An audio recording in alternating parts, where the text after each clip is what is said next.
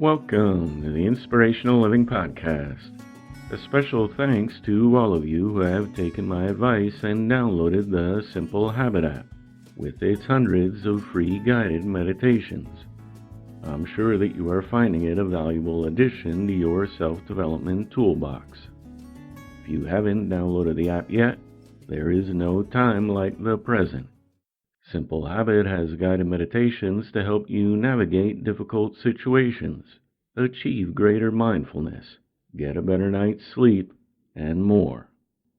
If you have already downloaded the app and are ready to unlock thousands of more guided meditations, there is also no time like the present, because Simple Habit is offering their premium subscription at a 30% discount to the first 50 of our listeners who sign up at simplehabit.com/living.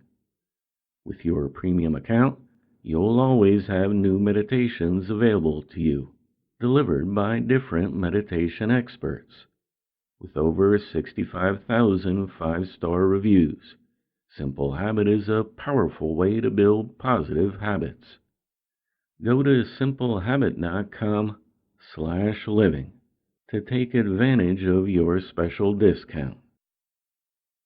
Today's reading was edited and adapted from How to Get What You Want by Orison Swett Marden, published in 1917. You are victory organized.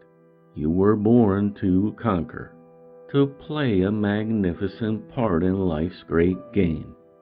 But you can never do anything great or grand until you have such a conviction of yourself and your ability. We establish relations with our desires, with whatever is dominant in our minds, with the things we long for with all our hearts. And we tend to realize these things in proportion to the persistency and intensity of our longings and our intelligent efforts to realize them. Stop thinking trouble if you want to attract its opposite. Stop thinking poverty if you wish to attract plenty. Refuse to have anything to do with the things you fear, the things you do not want. A piece of magnetized steel will attract only the products of iron ore. It has no affinity for wood, copper, rubber, or any other substance that has not iron in it. When you were a child, you found that your little steel magnet would pick up a needle, but not a match or a toothpick. It would draw to itself only those things like itself. Men and women are human magnets. Just as a steel magnet drawn through a pile of rubbish will pull out only the things which have an affinity for it, so we are constantly drawing to us the things and the people that respond to our thoughts and ideals. Our environment, our associates, our general condition are the result of our mental attraction. These things have come to us because we have concentrated upon them, have related ourselves to them mentally. They are our affinities, and will remain with us as long as the affinity for them continues to exist in our minds. When Clifford Crawford, the Scottish actor, started on his career in America, he played in one-week performances in small towns and cities. One night he was told by a prominent member of the company that his work wasn't much good, that he would never be successful, and had better go back home to Scotland. Notwithstanding this discouraging but well-meant criticism and advice, young Crawford remained in America, continued in his profession, and in a comparatively short time became a Broadway star. Clinton Crawford won out because he related himself mentally to the thing he wanted, because he listened to the voice in his own soul, rather than to the pessimistic predictions of outside voices. Why has the heart restless yearnings for heights and steps untrodden? Some call it the voice of longing, and others the voice of God. That something within you which longs to be brought out, to be expressed, is the voice of God calling to you. Don't disregard it. Don't be afraid of your longings. There is divinity in them.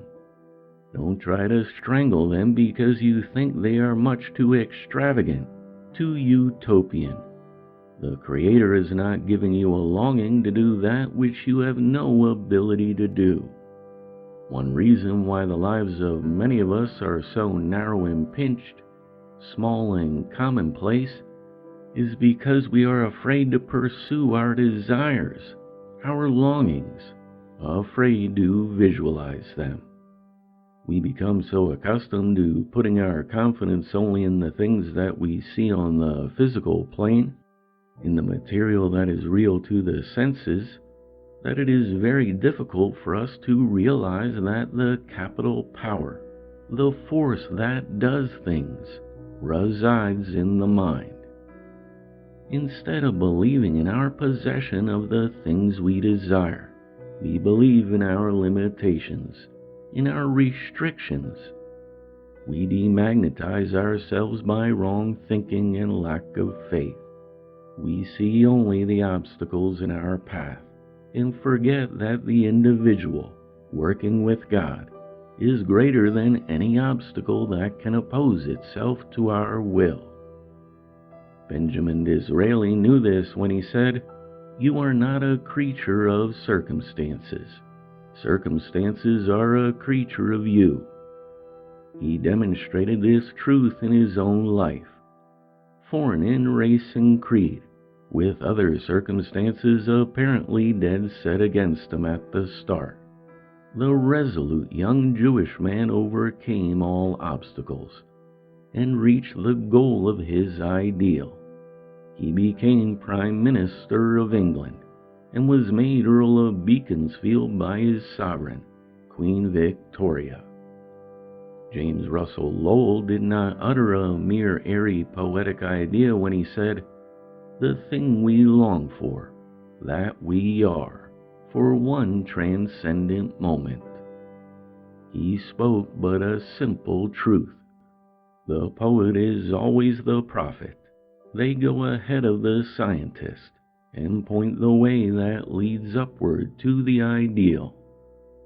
Like faith, the poet knows and sees far in advance of the senses, knows that the vision of our exalted moments is the model given us to make real on the material plane.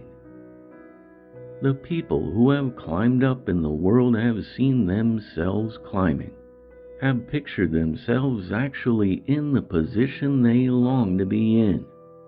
They have climbed up mentally first. They have kept a vision of themselves as ever climbing to higher and higher things. They have continually affirmed their ability to climb, to grow up to their ideal. If we ever hope to make our dreams come true, we must do as they did. We must actually live in the conscious realization of our ideal.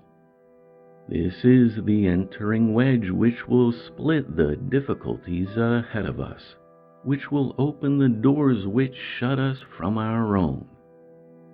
If you are discouraged by repeated failures and disappointments, suffering the pangs of thwarted ambition, if you are not doing the thing you long to do, if life is not yielding the satisfaction, the success and joy of happy service, if your plans do not prosper, if you are hampered by poverty and a narrow, crude, uncongenial environment, there is something wrong, not with the world, but with yourself.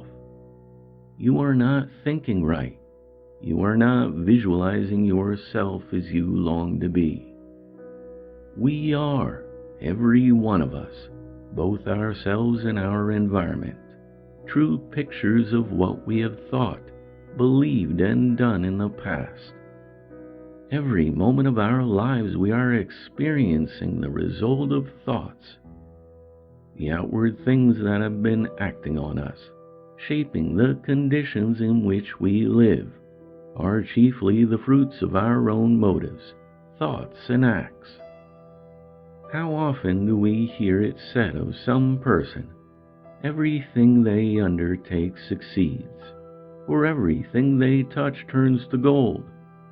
Why? Because that person is constantly picturing to themselves the success of their undertakings, and they are backing up their vision by their efforts. By clinging to their vision, by vigorous resolution and persistent, determined endeavor, they are continually making themselves a powerful magnet to draw to them their own. Consciously or unconsciously, they are using the divine intelligence or force by which every human being may mold themselves and their environment according to the pattern in their mind. Why don't you use your divine power to make yourself what you long to be? Why don't you cling to the vision of yourself, which you see in your highest moment, and resolve to make that vision a reality? By persistent right thinking, backed up by the steady exercise of your will, you can, if you desire, remake yourself and your environment. Since we can, for one transcendent moment, be the thing we long for, you and I, and every human being, can make that transcendent or highest moment permanent. It is purely a matter of right thinking. Every time we visualize the thing we long for, every time we see ourselves in imagination in the position we long to fill, we are forming a habit which will tend to make our highest moments permanent, to bring our vision out of the ideal into the actual. If people only knew the possibilities which center in the highest development of their visualizing powers, it would revolutionize their lives. There once was a time when most of America between Omaha and the Rocky Mountains was a vast barren desert, and it looked as though it would always be absolutely worthless. When it was suggested in Congress that the government assist in building a railroad across this desert from the Missouri River to the Pacific Slope, many people laughed at the idea. They said that such an undertaking would be a wicked waste of public money, and suggested the importation of camels for the purpose of carrying the United States mail across the western desert. But the vision seen by those who conceived the Union Pacific Railroad was no idle dream. It was a foreshadowing of the reality. Before even a single rail had been laid, these visionaries saw great thriving cities, vast populations, and millions of fertile farms springing up like magic, where the people without a vision of its possibilities saw nothing but desert plains, sagebrush, and coyotes. It was the people who were not limited by appearances, by what their senses told them, who transformed the desert into a thing of beauty and untold wealth. Human beings are like this arid desert, packed with marvelous possibilities, which are just waiting for that which will arouse their latent forces and make the seeds of those wonderful possibilities blossom into beauty and power. What we need is a firm belief in the vision of ourselves, which we see in the moment of our highest inspiration. As soon as we feel the touch of the awakening, arousing, energizing power of an unalterable faith in our own divinity, in our ability to be the thing we long for, our lives will blossom into beauty and grandeur.